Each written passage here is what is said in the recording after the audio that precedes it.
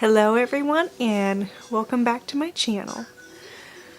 So today we're going to be talking about what caused me to become deaf and kind of how I figured out that I was deaf. So we're just going to kind of go through,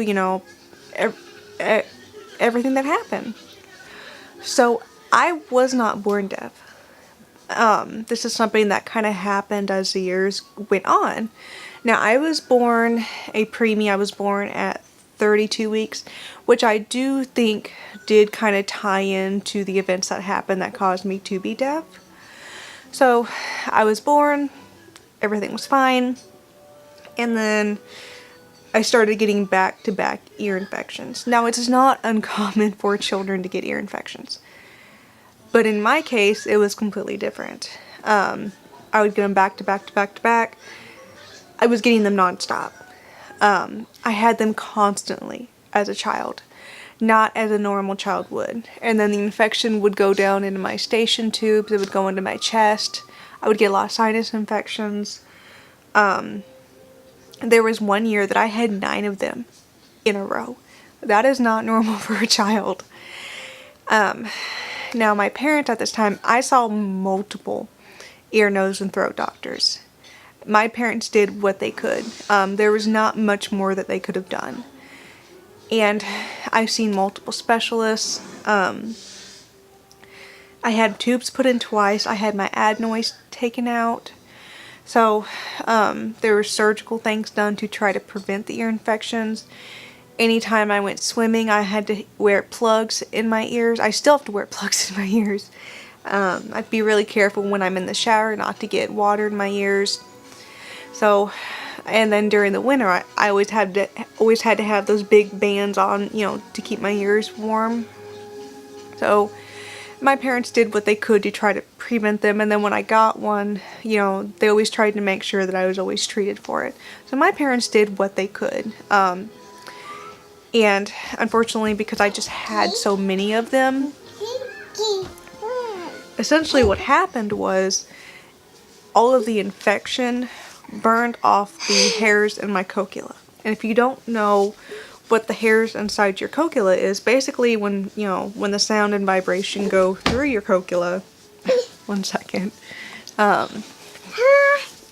those hairs vibrate.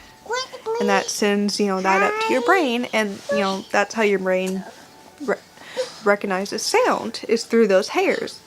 And, certain parts of your cochlea actually, work with different sounds, pitches.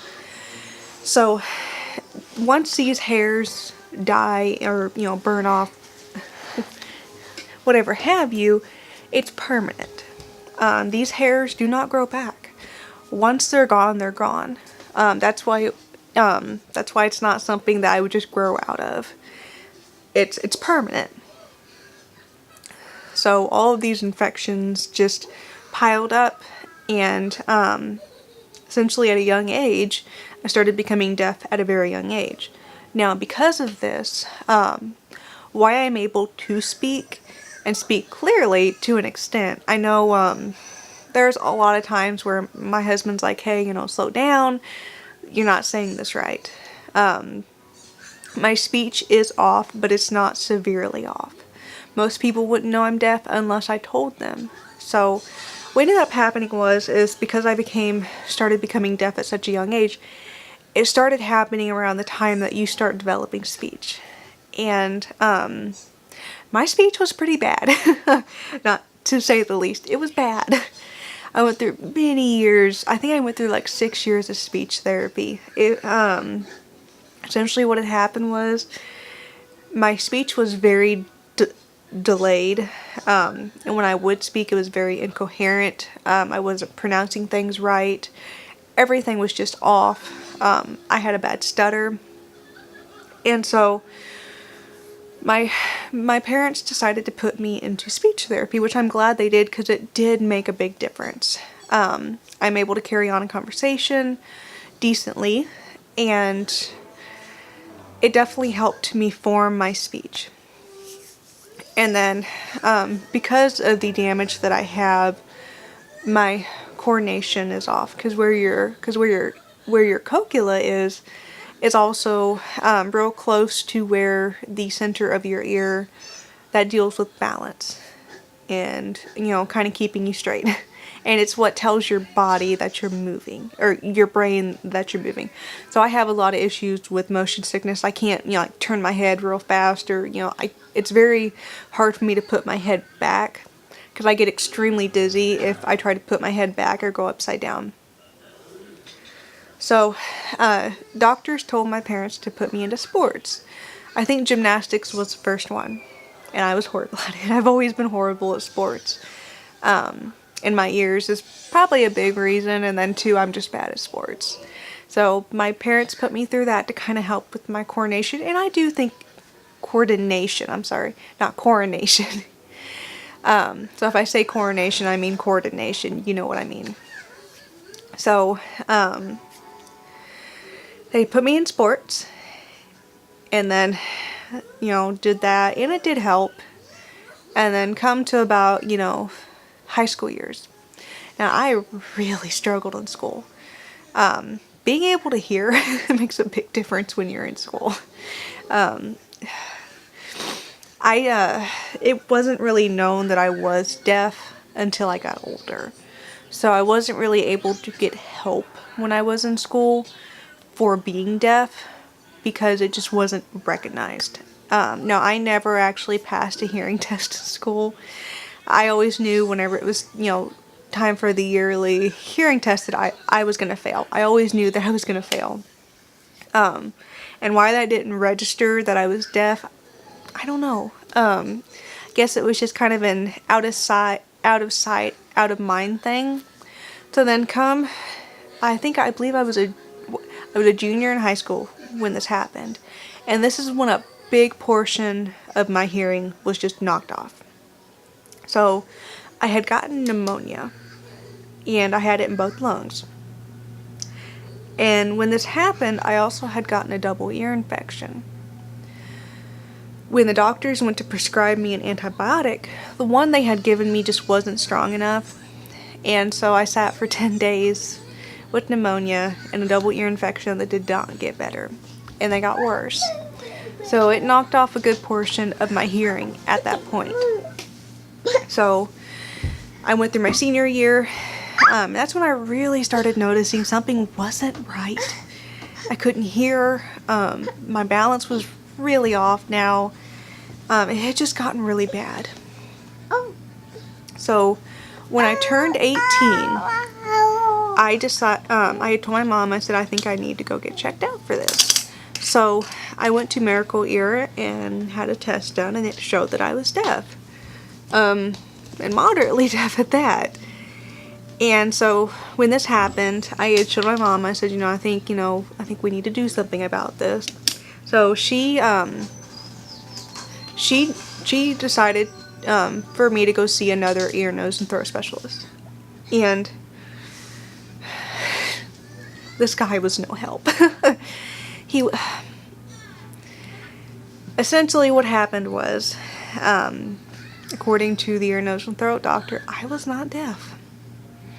Only thing that was wrong with me was there was fluid in my sinuses, which there was fluid in my sinuses. It's not uncommon for that to happen, and I get fluid in my ears a lot.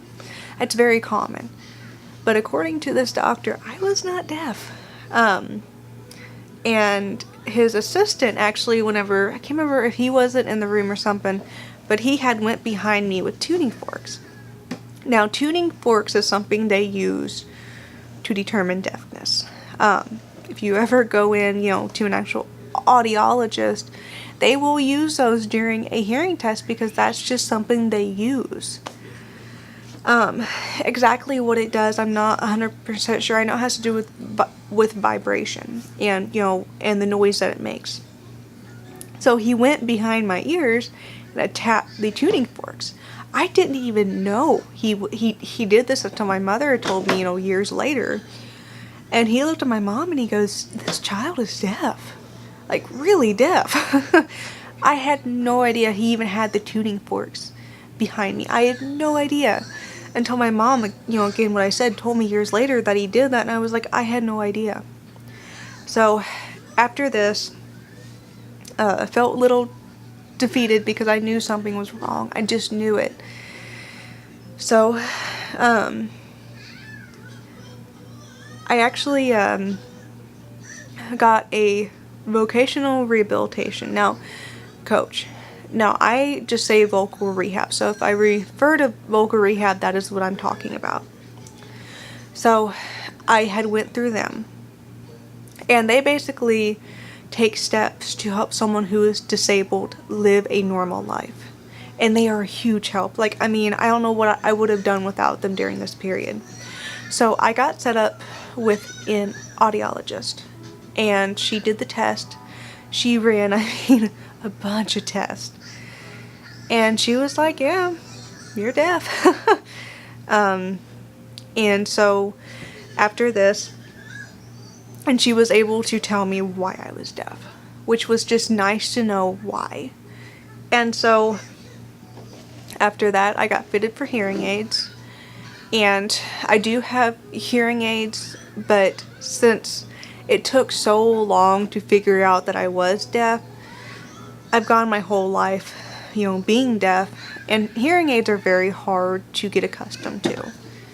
And again, it'd be very hard for someone who is full hearing to understand why it would be hard. So I got the hearing aids, and on the day that I got them, I came into the office, she put them in, and she had turned them on. And the first thing I heard was a clock ticking. It had been years since I have actually heard a clock tick.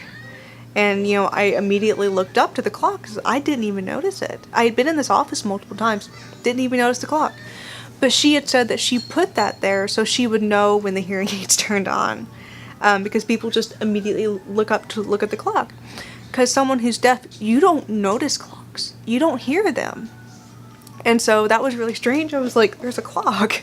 I hadn't heard it in years. And so got them adjusted to a point. Now, when they first put them in, you have to come in. I can't remember if it's a week later to get them readjusted. So that week, whenever I'd wear them, hearing aids do not make a natural sound. It's not like regular hearing. I don't think a lot of people understand that. It's a manufactured sound. So it takes a while to adjust to.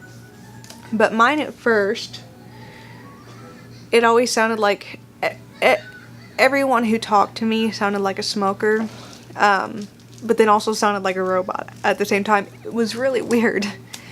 But during that week, the first day that I came home, I'd walked in and I was like, what's that noise?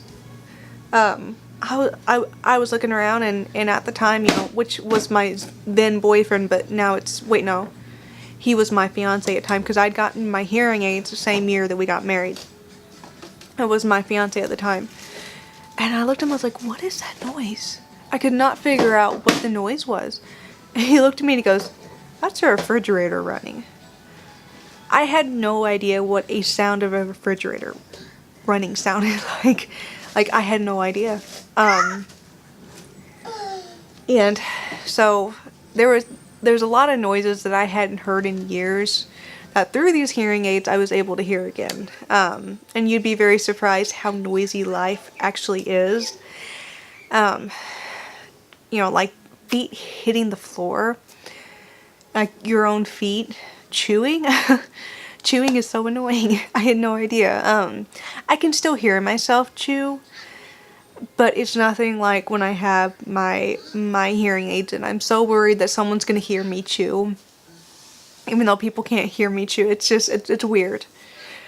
But yeah, that's kind of, how I became deaf and how I figured it out and how I got my hearing aids. So I am still going to continue this series of what it's like being deaf, what the day-to-day challenges are like. I'm also probably going to make a video on what it's like to parent while you're deaf. So I really hope you guys like this, and please like, comment, and subscribe, and I'll see you all in the next video.